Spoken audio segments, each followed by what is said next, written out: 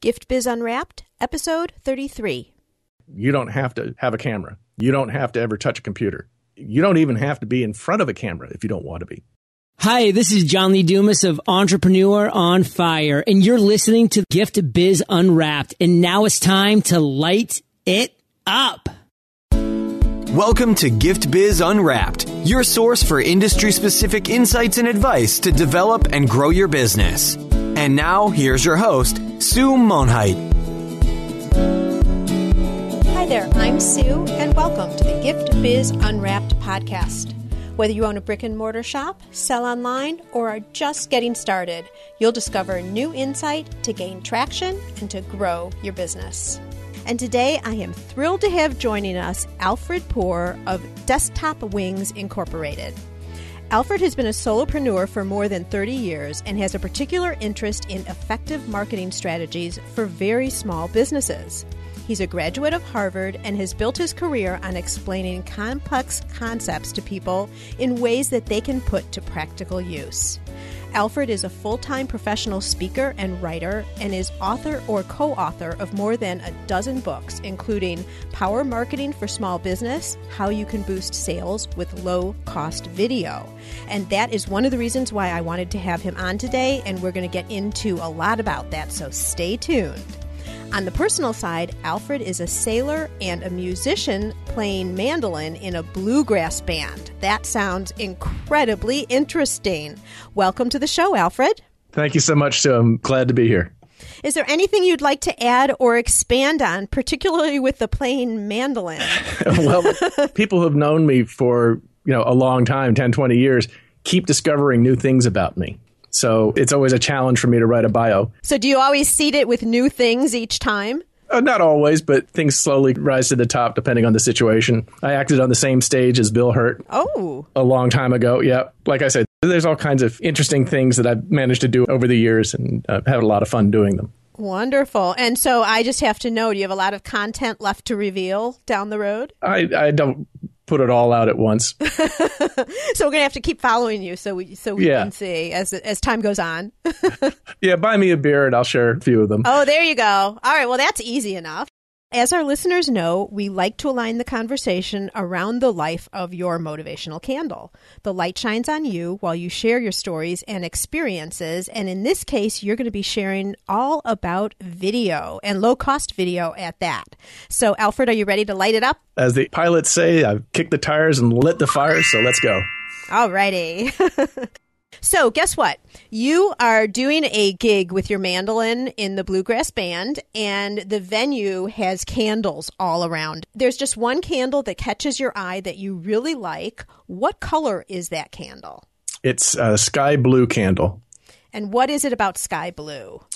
To me, it's one of the things about blue is it's sincere. It's a natural color. Light blue as opposed to a dark blue, I think is more accessible and more engaging and more personal, which I think are some of the traits about myself that I like to believe are part of my strengths. Wonderful. And if there was a motivational quote on that candle that really resonated with you, what would that be? It's a quote from Peter Drucker that I take to heart in many settings. Peter Drucker said, "Efficiency is doing things right, but effectiveness is doing the right things." Ooh, and how do you apply that? I'm very good at, in my career, I've been good at doing the wrong things, coming up with products. One of my favorite mistakes is to come up with a product that I think people need and not necessarily the product that people want.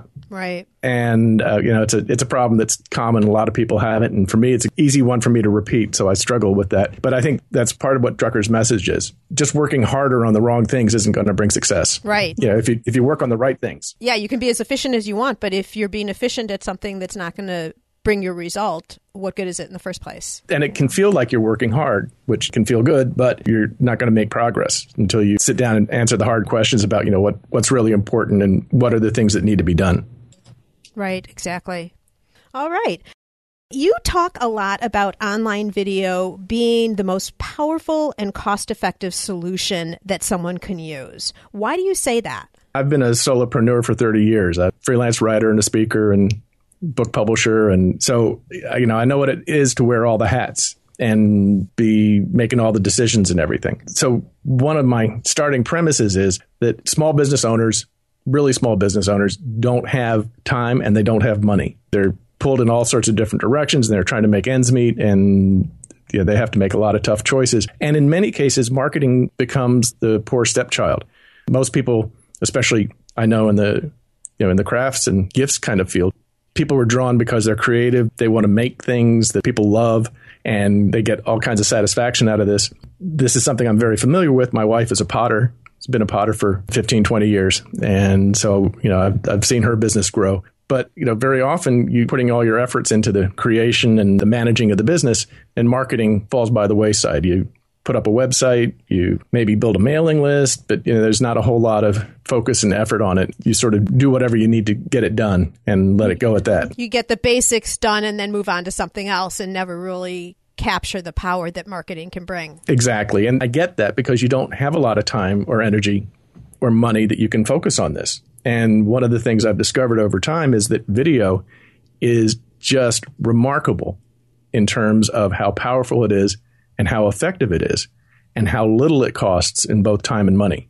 So for someone who's sitting and listening right now and saying, yeah, but oh my gosh, that is a huge hurdle in terms of technology and figuring out how to do it. I'm probably going to need a lot of equipment, all of that. I'd rather just do print ads or just stick with my Facebook page or whatever the current mode of operandi is, if you will. Sure. Yeah. And I totally get that. And that's one of the reasons that I'm out here promoting this concept, because I think a lot of people put up barriers that aren't there. Ah, okay. What I'm talking about, you don't have to have a camera. You don't have to ever touch a computer. You don't even have to be in front of a camera if you don't want to be. There's all kinds of things you can do with video. And the craziest thing of all is it is just wildly inexpensive. Most people will spend more on a simple local postcard mail campaign than they would spend on a video. And with the postcard campaign, you know that 90% of those are just going to go straight into the trash. They go out once and then they're gone. The video stays on your website forever. And so it's an investment. In marketing terms, we call it a long tail. You get a benefit from it over a much longer period of time than you get from that little flash of a postcard mailing or an ad in the newspaper, that sort of thing. Right. Okay, so you're selling me here. Good. The thing I'm intrigued about is you're saying that you don't need to have a camera. Mm-hmm. Let's get into what is the equipment that you need. Okay. If you can figure out a way to get onto Craigslist, that's probably all you need. Let's talk about how you get a video made. One way to do it is to do it yourself. And that's a perfectly reasonable thing to do if you're inclined that way. You've got some creative skills. You're curious about learning how to do audio and video editing and all the stuff that goes along with that. And really, if you have almost any digital camera or even a lot of smartphones, can do a good job of capturing a high definition video. So, that can be done, and you can get some good low cost editing software under $100 to edit it with, whether you're on Mac or PC. But it takes a lot of time. So the expense isn't very big, but there's a big time investment there. Another way you can go is to go to a professional agency and have them develop a marketing plan for you that includes video and put that together. And that can cost thousands and thousands of dollars. What I'm advocating is sort of a middle road where you figure out what it is you want to do and what kind of message you want to give. And then you rent the professional help that you need to get it done. And in this case, it's very, very simple. You just go out and you get a videographer who will shoot it and edit it and come back with a file that you can upload. They'll probably even do it, upload it onto YouTube for you. You host it on YouTube for free. YouTube, it's very easy to grab the little piece of code that you can drop into any website, especially if you have a WordPress site or something like that, where you can easily drop in a piece of HTML. You don't have to know anything about programming. You don't have to know anything. Just drop that code in and you've got video on your website. If you don't know how to do that, find some 14-year-old in the neighborhood who'll come over and do it for you. That is true. And just don't let what Alfred's talking about stop you in your tracks, anybody, because once it gets up to YouTube, it is so easily shareable. And the HTML code that he's referring to is like 2 clicks away within your YouTube account, and you just copy it and you paste it, and many, many people can do that for you. So that's not a problem. As you say, Sue, it's not technical at all. You don't have to understand anything about what it's doing. It's just a cut and paste. It's just a way to get the content over to your site so that it's going to be viewable right on your site. Exactly. And it's there forever. And it's there forever. It's evergreen. So the nice thing about that, I mean, we are all time stressed. As you were talking about, the time and money are the big challenges for people in smaller businesses. And to be able to put your time into something that then would be content that is going to benefit you for a long time in the future makes a lot of sense in terms of timing. But I have a question for you. I have a question for you, Alfred. Yeah. If someone has never done video before, what type of content, and let's take this in such baby steps that it really seems achievable for somebody. Sure. What would be the best first topic of a video if they're just going to have one video on their site to start? There are two extremely powerful ones, but the easiest one to get started with is clearly the how-to, a demonstration video. So you're demonstrating something that your company produces? It could be all kinds of things. It could be related to what you produce. If you're a potter, as my wife is, you might just do a short video of showing how you make a mug. Just a quick 2-3 minute video of showing you at work creating your pieces, showing them going into the kiln and coming out glazed. People love to see how things are made. So not for them to be intending to be a potter, but for them to see what was behind the scenes producing the result that they might purchase. Right. That's one way to go. Another way to go would be a simple project related to what you do, but something that the viewer could actually do and make themselves. A simple little project, which would at once be sort of a gift to them and help feed their creative instincts. I mean, one of the things I find working the craft shows with my wife is people have all kinds of creative feelings, but they say, oh, I could never do that.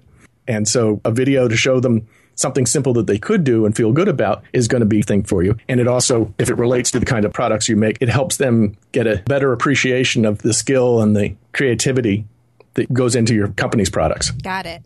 So what I hear you not saying is, this isn't a video that says, hi, I'm so-and-so. I have all these qualifications to be in the business that I'm in. I've been in business for X number of years. None of that type of thing. It all should be from the interest level of the person who's going to be watching, so that when they get to the site, they really want to click the video because there's curiosity, because it's a how-to video, or they're looking at something like, yeah, maybe I could even do this myself. Exactly. How-to videos are probably the number one most effective at converting, turning into sales. And again, keep in mind that a lot of people think commercials, TV commercials, which have to fit in a 30-second window or, at most a minute. And they're very active and lots of flashy stuff going on. And you don't need that in an online video. You're not trying to yell at the consumer. You're trying to engage them in a conversation. And so, a how-to video, you don't even have to talk. Just put up some title screens and explain some text screens to explain the different steps. And somebody can just video you while you work. And, you don't have to feel awkward about saying something on screen or anything like that. It can be just have a nice little soundtrack running in the background. And by the way, YouTube has a ton of free soundtracks that you can put behind your videos at no cost, no royalty. You can just use them for free. Think in terms of giving them a gift of content. There you go. And it doesn't have to be such a professional video either. I mean, you want to make it look nice and classy, but it doesn't have to be so professional, going back to what you're talking about with the commercials, because people like seeing the real person behind a craft or the shop or that type of thing. Would you agree with that? Absolutely. They want to see organic. They want to see personality. They want to see honesty. The whole thing about this is trying to build credibility. So I would agree, you don't need to have Hollywood production values. However, it is extremely important that you shoot in high definition. In technical terms, it's either 720p or 1080p resolution, because it really looks better. You want to make sure that whoever's doing the shooting is aware of the lighting, because bad lighting is a turn off and people will bail on your video, no matter how good the content is, if it's just too hard to watch. And then the third most important factor in your video is the audio quality. So if you're going to be talking, if there's a soundtrack, whatever, you want to make sure that the audio levels are good. And again, a good videographer can take care of that in the edit stage. And so with all of these points, that's why you suggest a middle-of-the-road videographer, meaning not in terms of the quality of the videographer, but in terms of the services that you ask for. Because if you are putting together what you think the content already is, that's not something you have to pay someone else to do. Exactly. So you just want it to be the shoot, really. Right. So you're just hiring them for the shooting and the editing. And so if you go to an agency, they're going to want to put together the whole campaign for you. But if you know what you want to have for your video, you can go out and get a videographer. You will be amazed at how little it costs. I've done this just going to Craigslist. I put out a call for videographers, and I got one guy who had an Emmy. I had one guy who'd worked with ESPN. I had somebody who'd worked with Stephen King. And the amazing thing is that, with the exception of a couple outliers, they were all $500 to $600 for a half-day shoot and the editing, which is nothing when you compare it to the price of, again, a simple postcard mailing. You'll get to $500 easy. Yes, very reasonable, because this is not a one-off. This is something that you're going to be able to use for years. Exactly. If you're looking for a videographer, again, look on Craigslist. Look for wedding photographers, because all wedding photographers now do videography. One of my secret weapons is, if you want to find an inexpensive videographer, one of the best places to go is your local guitar store. Interesting. Okay. Think about it. Turns out, if a rock and roll band wants to promote themselves, they have to have a video. Right. And if you think small businesses have limited budget, wait till you talk to a garage band. They've got nothing. There you go. And so this $500 for a video is a totally reasonable target. Some people say, well, what if I'm in some expensive place like New York City? Well, actually, in New York City, yeah, the price is different. You can probably get it done for about $350 in New York City. Oh, there you go. Because the competition is so high. Sure. All right. So we've convinced everybody that a video is something they should consider. We've also convinced them that there is a way to do it. It's an achievable thing for them to do. And you've mentioned a number of different ways and tips on getting the lowest price and the quality that you need, et cetera. What about the content? So what about the content? So again, one of those explainer videos, either how you do it or make your own product or some sort of project that other people can use. That's probably the best choice to start off with, especially if you're in a gift or craft kind of market. In my book, The Power of Marketing for Small Business, I've got what I call the PEACH principle. And PEACH is an acronym. Each letter stands for a different kind of message that you could use in your video. And so PEACH stands for position, educate, attach, compete, and help. That E, educate, that's what your demo video would be. You're teaching them either how to do something or teaching them how you do something, giving them some information, how to solve a problem, how to accomplish something. Position is more where you describe what your business is about. It's kind of a credibility play, maybe? Yeah, credibility play, but it's not comparing yourselves to others. It's just saying, this is what we care about. This is our quality. This is why we care about quality. And this is some of the things that we're concerned with that are important. Would you say this is a good video for your About Us page? That would be a great video for your About Us page. Yeah. And then the A is for attach. At one level, attach is basically you're attaching yourself to somebody else's reputation. And what it really comes down to is social proof. A lot of the reasons you see celebrities endorsing products is because it provides proof to the buyer that it's a legitimate product and it's worth their attention as a customer. You can attach to all kinds of reputations. One of the things you can attach to are local celebrities. Maybe there's a program at the high school that you're involved in. You could have a video about you working with the students on their projects or something like that. At another level, this social proof can just simply be testimonials. Just have people talking about how much they love your products and what they do with them or how they make them feel. And you don't even have to be on the camera for this. Mm-hmm. You just have somebody else talking about you and get that on video. Yeah, these are some great ideas I've never thought of before. Okay. Really great. Carry on. And then, so C is for compete. Here's where you show your difference. Okay. So say you make wreaths and we're coming up in the holiday season. Well, you might be able to say something like, we use all natural greens. However, we soak them in a special solution that we use, and it causes the needles to stay on 50% longer than if we didn't treat them. And nobody else we know does this. So this is a competitive advantage that we have that you're not going to get from anybody else. Vintage ribbons that we've collected all over the country from the early 1900s. I don't know. There are different kinds of things that you could do, but that's where you would make your claim to uniqueness compared to your competitors. This is a big point. Let's use wreaths, just as you're talking about. There are very creative wreath makers all over. But so how are you different? What are you bringing that a consumer is going to get from you that they're not going to be getting from anybody else who is making the creative wreaths. And this is a perfect way to do it through a video, just like you're saying. Yep. Show them. Yeah, show them. And it also portrays your personality, and nobody can copy your personality. Exactly. And then H from Peach, the H is for help. And it actually has nothing to do with your product. H is about how you give back. Maybe you're involved in a volunteer program. Maybe, you do Meals on Wheels.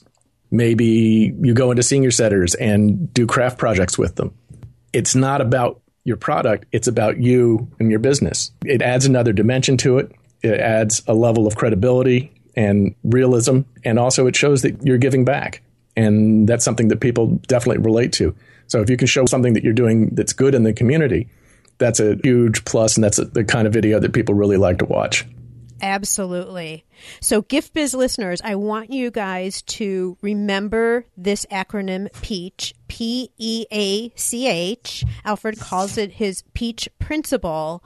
And really, honestly, go back if you are not at a place where you're taking notes and review all of these elements, because there's some really, really good and different ideas that Alfred's put forth that you should consider for your business. And Sue, let me just stress that I'm talking about using one of these 5 different topics as the focus for your video. For each video. So one video would not incorporate all of these. It would only incorporate one. Right. You don't try to do them all. You make one your focus. And again, you only need one video on your website to make a big difference. Did you realize that adding a video to your homepage makes it 52 times more likely to show up on the first page of a Google search? I've heard of the power of video a lot, and I believe that. Just think of how when you go Google something, if there's a video there, especially people who are on mobile now, they necessarily can't even see the screen, right? And so a video is so much easier in terms of capturing content. And the majority of consumers now say company websites should have a video on it. And so we're now on the cusp of leaving the point where having a video is an advantage, and we're entering the era where you pretty much need to have a video to be competitive. It keeps stepping up, doesn't it? It does. It does. Well, thank you. This has been really, really great information, Alfred. I appreciate it so much. We're going to move now into the reflection section. This is a look at you and how you've been successful along the way. What would you say, Alfred, that's one natural trait that you have that has helped you to be so successful in your book writing and video production and all of that? I like to think that one of my skills is I've learned to communicate effectively with people. A lot of people get all tensed up when it comes to writing or speaking. And for me, when I'm doing something like this, or when I'm writing a book or an article, I'm pretty much feeling like I'm sitting down across the table in the kitchen with a cup of coffee with a friend. And they're saying, well, what do I need to know about this? And so I try to not dazzle them with my brilliance and not confuse them with a whole lot of unnecessary detail, but tell them what they need to know and how they can use that right away. I think that's one of the skills that's brought me this far, the ability to explain things in a way that people can use. And what is a tool that you use regularly to help you keep productive? Oh, Evernote. No question about it, because I deal with all kinds of content and a whole bunch of different subject areas all at once. I once had a secretary who gave me a sign for my desk. It said, please don't clean up my desk. I won't be able to find anything and my whole world will be ruined. So I am not the tidiest person when it comes to managing paperwork, but a tool like Evernote allows me to just throw stuff into different folders as I come across it on the web and wherever, in my email, and then be able to find it again and be able to call on it when I need it. Gift Biz listeners, if you've never used Evernote or don't know Evernote, I am just beginning to dive into it in true fashion. It's a little bit different than you think of with a filing cabinet and files, because everything's notes, but really, really fabulous, just like Alfred's saying. So I recommend that you check it out. A couple of the features that I like particularly about it is, one, it plugs into your browser, your email software, whatever. And so you can just, when you're looking at something, you can just click on an icon and it will grab the stuff that you want from that and stick it in your Evernote. Another thing I like about Evernote, all the information is stored locally on your computer, which I'm old school. I like that. But at the same time, it syncs to a free account you have up in the cloud on servers on the internet. It's kept safe. So if you happen to have a problem with your computer, all that information is still safe because it's up on the cloud. Amen. But the third thing that is absolutely brilliant and incredibly important to me is that you can have it on your smartphone, on your laptop, on your desktop computer. And as long as you're logged into your account, anything you save gets saved to all three devices. It will automatically sync up your records. So you don't have to worry about, I'm out in the field and I came across this thing, I want to be able to remember to save it to Evernote. Well, you can do it right there. And then when you get back to your desktop, it's there already. Talk about a time saver. Well, it's a time saver and an energy saver. For me, not having to think about things saves me a whole lot of effort. Agreed. Great. I appreciate you telling us the uses too. That gives everybody a real good insight. What book have you read lately that you think our listeners could find value in? Well, it's kind of big, but it's very well written and very accessible. It's actually not all that new. It's a few years old, but it's a book called The New Rules of Marketing and PR, and it's by a gentleman by the name of David Meerman Scott. It's a fantastic book because for me, the essence of the book is it pulls together all the flashy stuff about blogging and social media and online video and trying to get things to go viral and all that, and pulls it all together in a really common sense, accessible way.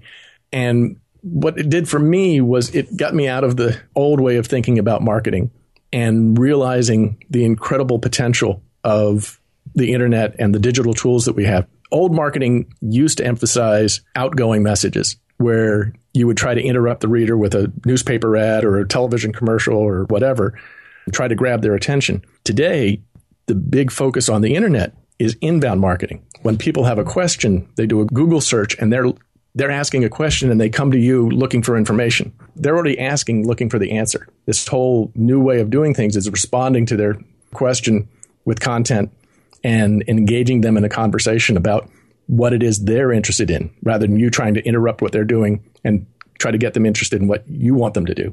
And circling back to the whole topic of today with the videos, if someone lands on your site and then looks at a video and you're giving them the information that they were coming to your site to see in the first place, you are one step closer to the sale. They might as well just take out their pocketbook.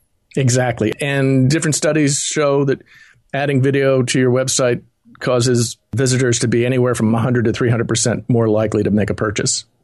Ooh, I like that. Yeah. I didn't know that. I didn't know that stat, so that's really good. Those are good numbers. Yeah, for sure. Well, Gift Biz listeners, just as you're listening to the podcast today, you can also listen to audiobooks with ease. I've teamed up with Audible for you to be able to get an audiobook just like Alfred is mentioning for free. All you need to do is go to giftbizbook.com and make your selection. Okay, Alfred, we're winding down, but I have one more big question for you. It's our Dare to Dream question. I'd like to present you with a virtual gift. It's a magical box containing unlimited possibilities for your future. This is your dream or your goal of almost unreachable heights that you would wish to obtain. Please accept this gift and open it in our presence. What is inside your box? Well, it would be a bridge from Pennsylvania to North Carolina that I could get across in a minute or two. Ooh, and what's on the other side? Well, I have a son and a daughter-in-law and 2 grandchildren up here in Pennsylvania. And I have a daughter and her husband and another granddaughter down in North Carolina.